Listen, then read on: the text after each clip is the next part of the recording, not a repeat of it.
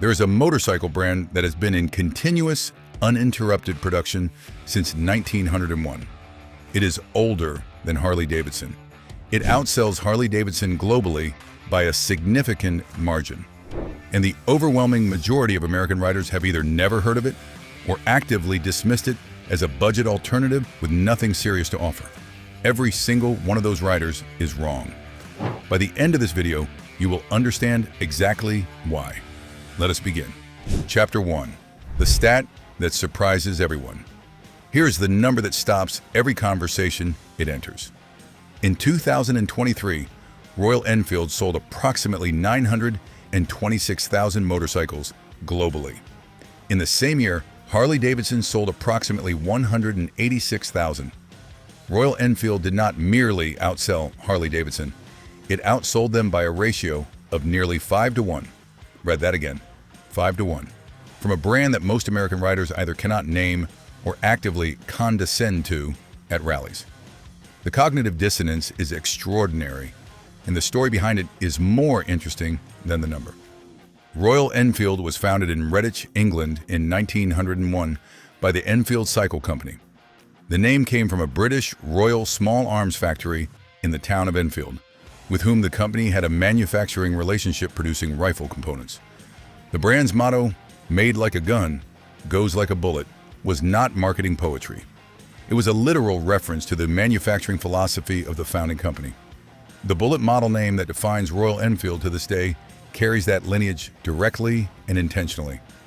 The British chapter of the Royal Enfield story followed the same tragic arc as virtually every other British motorcycle manufacturer of the 20th century. Post-war economic pressure, Japanese competition, management failures, and industrial decline produced the same outcome for Royal Enfield that it produced for Triumph, BSA, Norton, and AJS. The British operation collapsed. The British operation appeared finished. While the UK company shuttered, the Indian licensee kept the legacy alive, creating the only continuous line of Royal Enfield production in the world. What makes Royal Enfield categorically different from every other fallen British motorcycle legend is what happened next.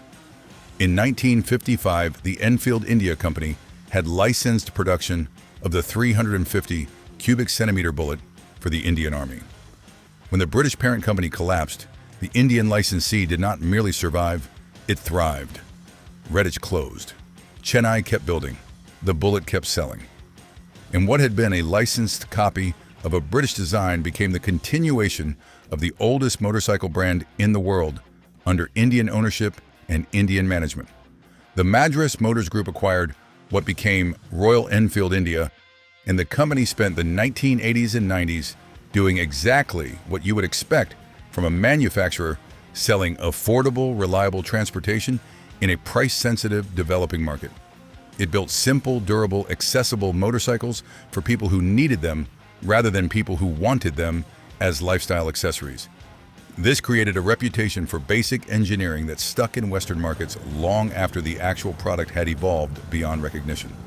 The transformation that created today's Royal Enfield began seriously around 2008 when Siddhartha Lal took over as managing director and implemented a strategic vision that was audacious in its specificity. Lal did not want Royal Enfield to be the cheapest motorcycle company in the world. He wanted it to be the largest company in the middleweight segment globally, producing motorcycles in the 400 to 750 cubic centimeter range that combined accessible pricing with genuine quality, character, and design identity. The results are measurable and undeniable. The classic 350 became one of the best-selling motorcycles in Indian market history. The Himalayan established Royal Enfield as a credible adventure brand, and the Interceptor 650 and Continental GT 650 launched in 2017 as the first jointly developed products from the new Royal Enfield Technology Center in the United Kingdom, announced to the global market that this was no longer a company selling affordable nostalgia. This was a company with engineering ambition and the financial resources to pursue it. The production scale that supports today's Royal Enfield is genuinely staggering. The company operates manufacturing facilities in Chennai and Valambadagal capable of producing 900,000 units per year. They have a technology center in Bruntingthorpe, England, where the twin platform was developed. What happened when Royal Enfield decided to take America seriously is a campaign so deliberately executed that it deserves its own chapter, because what they did next was not accidental. Chapter 2. How Royal Enfield Conquered America. Royal Enfield did not stumble into the American market. It planned its American entry with the specific, patient precision of a company that understood it had one realistic opportunity to establish credibility and could not afford to waste it on half measures. The anchor of Royal Enfield's American strategy is the 125th anniversary campaign launched in 2026 and built around the foundational narrative of a brand that has been building motorcycles continuously since 1901. This is not a marketing invention. It is a verifiable historical fact that Royal Enfield has deployed with considerable intelligence, because it immediately addresses the single largest objection. American buyers raise the perception that Royal Enfield is a new company with unproven reliability and uncertain longevity. You cannot call a company with 125 years of continuous production new. The math does not cooperate. The Daytona Bike Week presence that Royal Enfield has established represents a specific and deliberate choice of battlefield. Daytona is not a neutral venue. It is Harley Davidson territory in the deepest cultural sense of that phrase, a gathering built around American motorcycle culture that Harley has owned and defined for decades. Royal Enfield's decision to bring a significant presence to Daytona is not accidental. It is a direct statement of competitive intent delivered in the loudest possible location to the most relevant possible audience. The 125th anniversary activations at Daytona in 2026 included demo rides, dealership events, and promotional commitments designed to put American riders on the motorcycles rather than in front of advertising. The Super Meteor 650 and Shotgun 650 are the specific weapons Royal Enfield has sharpened for the American market. The Super Meteor is a classic American-style cruiser, built on the twin platform that has already proven itself with the Interceptor and Continental GT. The Shotgun 650 is a bobber-style machine with a visual identity that communicates directly to the American rider who wants stripped-down character and authentic styling. Both machines target the price point where Harley-Davidson's entry-level offerings sit, and both machines make that comparison very uncomfortable for Harley because the specifications do not justify the price difference. The 0% financing strategy that Royal Enfield has deployed in the American market is a financially significant commitment that communicates seriousness in the language that dealerships and buyers understand most clearly. 0% financing on motorcycles in a high interest rate environment is an expensive program for the manufacturer. The dealership network expansion running alongside the anniversary campaign is the infrastructure that will determine whether the American strategy succeeds long-term. Royal Enfield has been methodically building dedicated dealerships rather than relying on multi-brand retailers, which creates the physical presence and brand-specific service capability that American buyers require for purchase confidence and long-term ownership satisfaction. The result of this coordinated strategy is an American presence that is growing, serious, and backed by the financial resources of a company selling nearly 1 million motorcycles per year globally. Royal Enfield is not testing the American market. It is investing in it with the patient commitment of a company that intends to be here for the next 125 years. If this brand story is already making you reconsider what you thought you knew, hit that like button right now. The best information in this video is still coming, and we want the algorithm to show it to every rider who needs to hear it. Like it now. Now let us look at exactly what Royal Enfield is offering American buyers today, model by model, with the complete information you actually need to make a purchasing decision. Chapter 3. The full U.S. lineup reviewed. Meteor 350. New MSRP is approximately $4,499. Used examples after 2 to 3 years sell between $2,800 and $3,500. Seat height is 765 millimeters, approximately 30.1 inches. Weight is 419 pounds wet. The 349 cubic centimeter single-cylinder engine produces 20 horsepower and 27 newton-meters of torque. For riders over 50, the Meteor 350 offers low seat height, relaxed cruiser ergonomics, and a single-cylinder engine that produces accessible, low-rev torque without aggressive power delivery. Vibration is present but managed through counterbalancing and rubber mounting.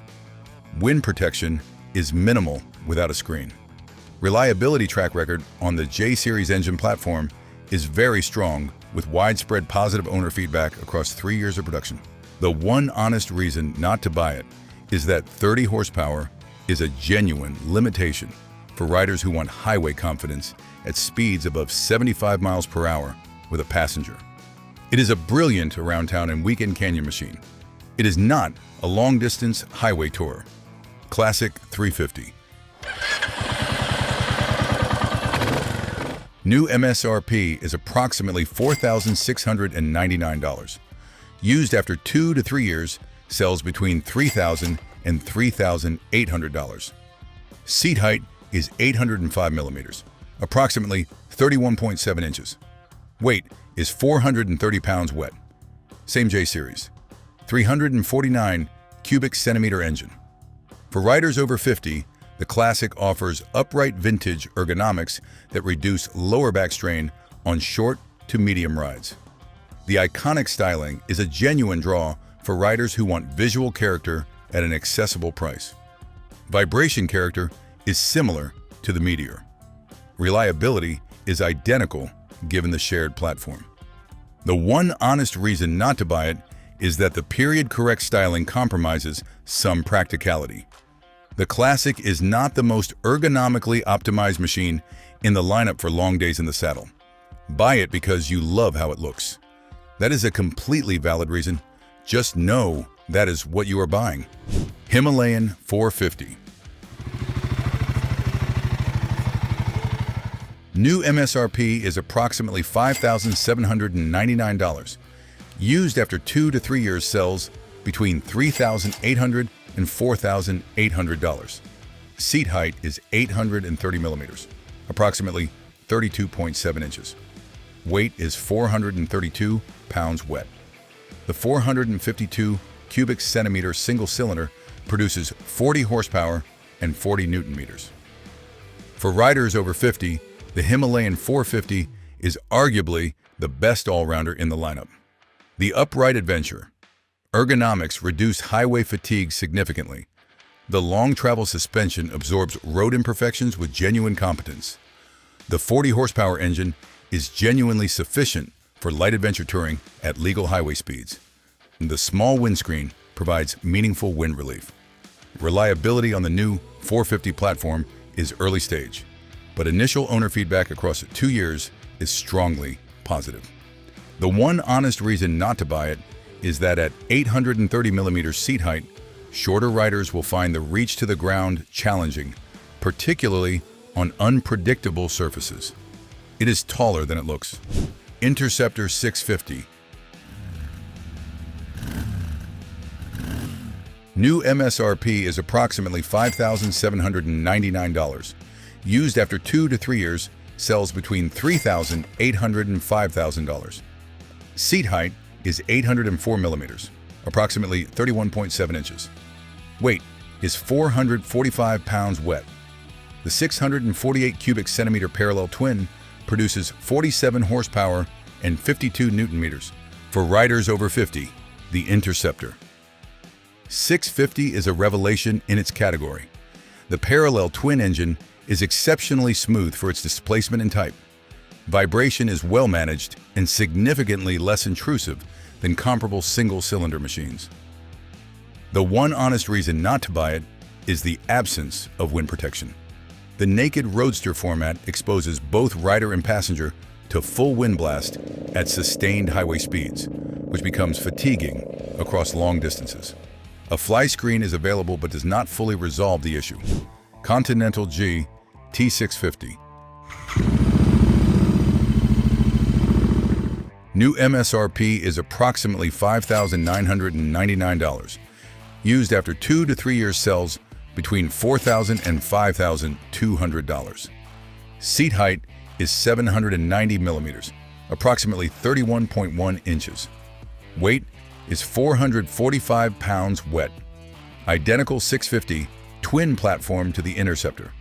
For riders over 50, the Continental GT's Cafe Racer ergonomics are a polarizing proposition. The slightly forward lean places more weight through the wrists and upper body than the Interceptor's neutral position. For short to medium-spirited rides, this is engaging. For long touring days, it is less comfortable than alternatives in the lineup. The visual identity is extraordinary, and the engine character is identical to the Interceptor. The one honest reason not to buy it is that the Cafe Racer ergonomic commitment becomes genuinely uncomfortable before the Interceptor does on long days. Be honest with yourself about how far you actually ride in one sitting. Super Meteor 650. New MSRP is approximately $5,799 to approximately $6,299 depending on specification. Used after 2 to 3 years sells between $4,200 and $5,500. Seat height is 740 millimeters, approximately 29.1 inches. Weight is 498 pounds wet. 650 twin-engine tune for low-rev cruiser character. For riders over 50, the Super Meteor 650 is the most compelling entry in the entire lineup. The 29-inch seat height is exceptionally accessible. The cruiser ergonomics deliver natural, upright, relaxed positioning that manages long-distance fatigue effectively. The low-rev torque character of the 650 engine and cruiser tune is smooth, satisfying, and highway-capable without demanding aggressive riding. An optional touring screen provides meaningful wind relief. Reliability inherits the thoroughly proven 650 twin record. The one honest reason not to buy it is the additional weight compared to the Interceptor on the same platform. At 226 kilograms, low-speed maneuvering requires more rider confidence than the lighter siblings. Shotgun 650. New MSRP is approximately $5,599. Used after 2 to 3 years, will likely sell between $3,800 and $5,000. Seat height is 780 millimeters, approximately 31.3 inches. Weight is 476 pounds. For riders over 50, the Shotgun 650 offers bobber aesthetic appeal with the proven 650 twin reliability underneath. The compact frame and low visual profile appeal strongly to riders who want character over comfort specification. It is primarily a style-led purchase at this stage of its production life. The one honest reason not to buy it is that the bobber format prioritizes aesthetic over ergonomic optimization. Longer rides reveal the compromises. Buy it because the style speaks to you. It speaks very loudly. If the lineup has you seriously considering a purchase, hit subscribe right now so you never miss a video that could save you from making the wrong choice or help you make the right one faster. Subscribe. The comparison chapter coming next is the one that changes minds. Chapter 4. Royal Enfield versus Harley Davidson, the real comparison. 3 matchups, 0 diplomatic softening. Complete honesty about where each brand wins and where each brand loses. Let us work through them. Matchup 1.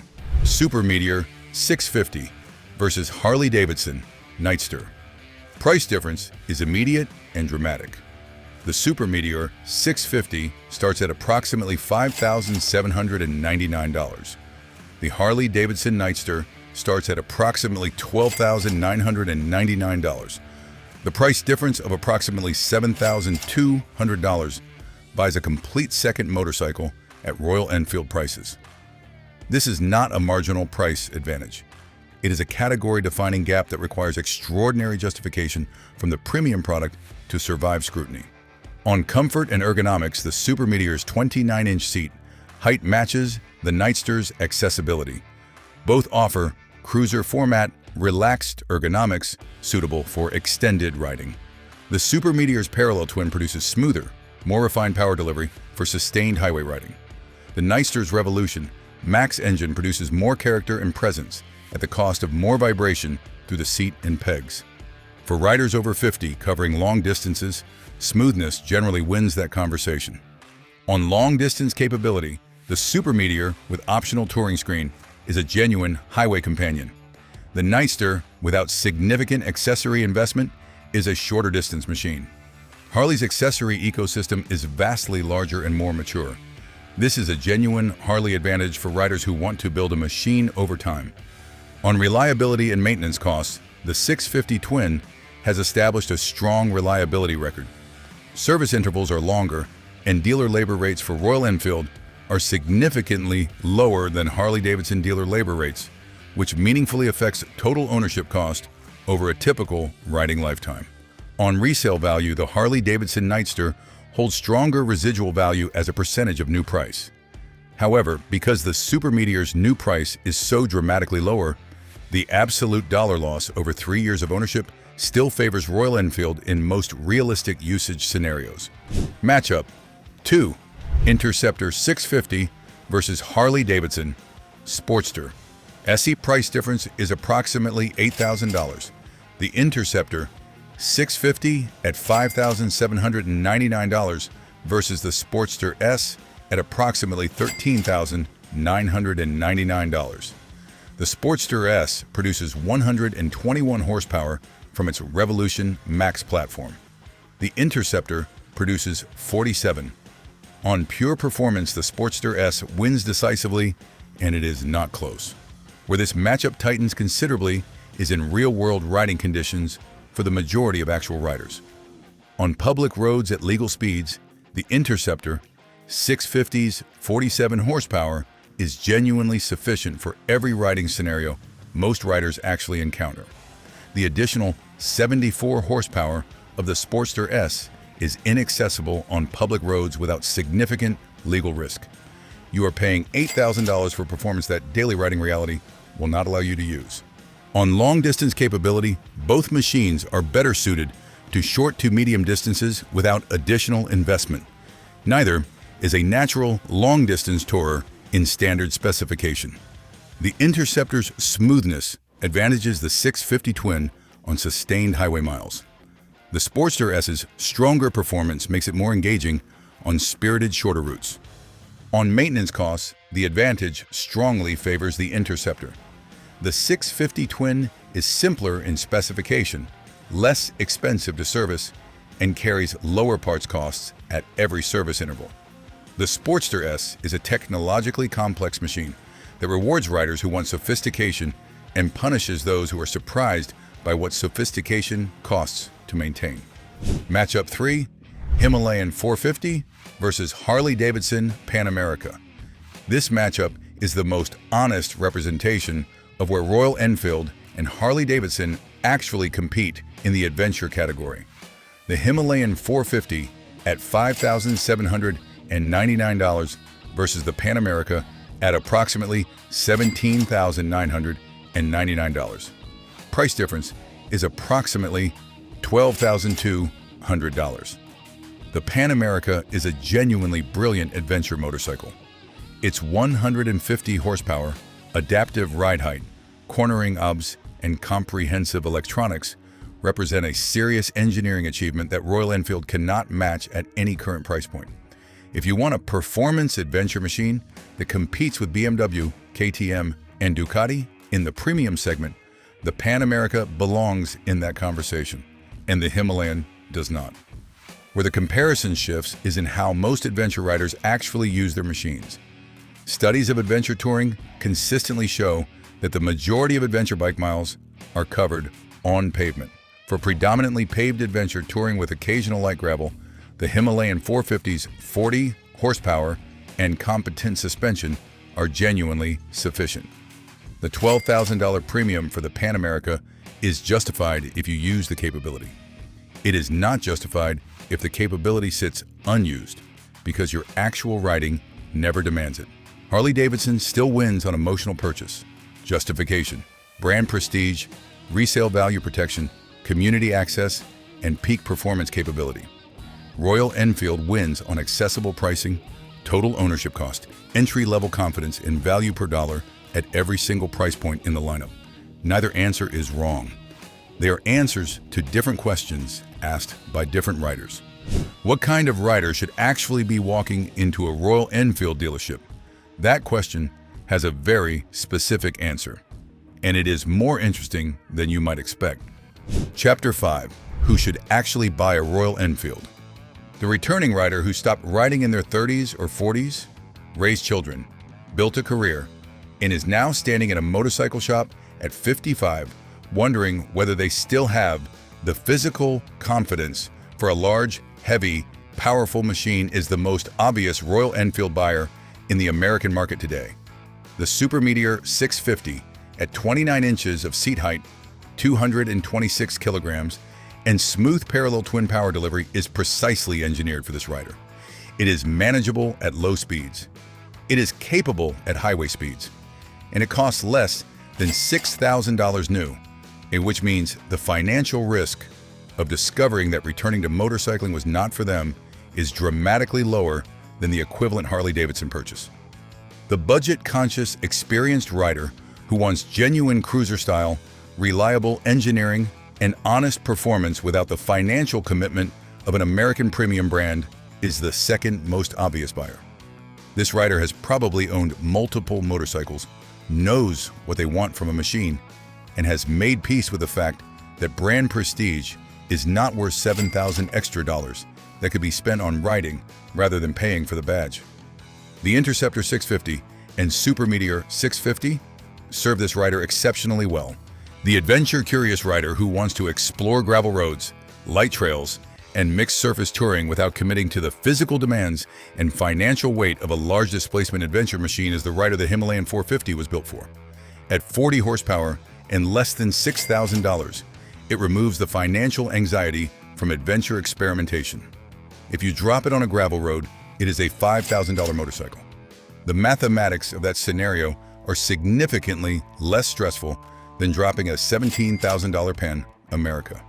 The style-motivated rider who wants the visual language of classic British and American motorcycling, the sound of a parallel twin at medium revs, and the satisfaction of owning something with genuine historical pedigree without paying collector prices is exactly who the Classic 350 and Continental GT 650 address. These are machines for riders who understand that style is a legitimate primary purchase motivation, and who want that style served at an honest price. The rider who should probably not buy a Royal Enfield is the one who deeply values the Harley Davidson community experience, the hog membership, the rally culture, and the decades of shared identity that surrounds ownership of an American iconic brand. Royal Enfield's community in America is growing, genuine, and enthusiastic. It is not yet the Harley community. If community belonging is the primary reason you buy a motorcycle, Harley Davidson still serves that need more completely than any competitor at any price. That is an honest assessment, and it matters. What the next 125 years look like for a brand, this confident and this well-resourced, is a question worth spending serious time on. Chapter 6. What the next 125 years might look like. Royal Enfield has announced and is actively developing an electric motorcycle platform that will carry the brand into the zero-emission era without abandoning the core character proposition that defines it. The challenge Royal Enfield faces with electrification is the same challenge every heritage brand faces. How do you preserve the sound, feel, and emotional identity of a combustion engine product in a format that is inherently silent and mechanically different? The answer Royal Enfield is working toward is not to pretend the electric machine is the same as a combustion machine. It is to design a completely new character that is authentically electric while remaining authentically Royal Enfield. Whether they succeed will define the brand's relevance for the next generation of riders. The Hunter 350, which targets younger urban riders with a stripped-down roadster format at accessible pricing, represents Royal Enfield's deliberate strategy to build brand loyalty at the entry level in markets where younger riders are making their first motorcycle purchases. A rider who buys a Hunter 350 at 22 and has a positive ownership experience is a statistically likely candidate to buy an Interceptor 650 at 30 and a Super Meteor at 45. The lifetime value of capturing a rider early is enormous, and Royal Enfield's pricing strategy in the 350 segment is specifically designed to make that first purchase as financially accessible as possible. The Himalayan platform will expand. The 450 engine that debuted in the current Himalayan represents a modern, fuel-injected, feature-rich platform that Royal Enfield has clearly designed for multiple derivatives. A roadster, a scrambler, and additional adventure variants built in this platform are logical extensions that the architecture supports and that market demand in the $4,000 to $6,000 segment would absorb enthusiastically. The global ambition that Royal Enfield is pursuing includes serious expansion in Southeast Asia, Latin America, and Europe, alongside the American push. The company is not betting its future on a single market. It is building a genuinely global middleweight brand with manufacturing scale that no competitor in its price segment can currently match. Harley Davidson cannot profitably build motorcycles at Royal Enfield's price points. The Japanese manufacturers at Royal Enfield's price points lack the character and heritage narrative. Royal Enfield occupies a specific competitive position that it has built over decades, and that is genuinely difficult to replicate from the outside. The Harris Performance acquisition gives Royal Enfield access to chassis engineering expertise that directly improves the dynamic capability of every platform they develop going forward.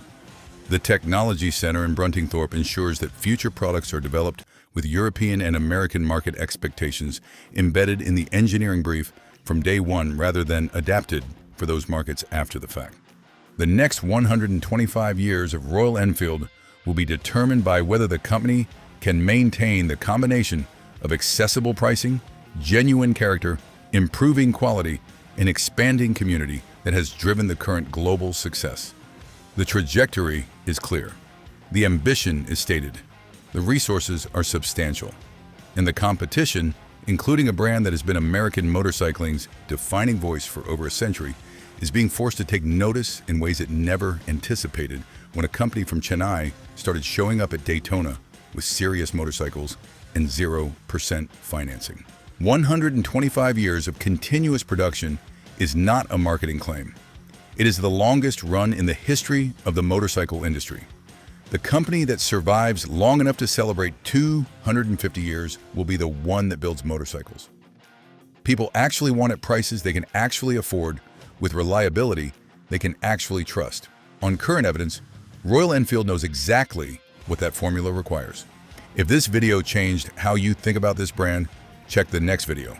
To continue the ride, please subscribe to our channel and don't forget to like this video.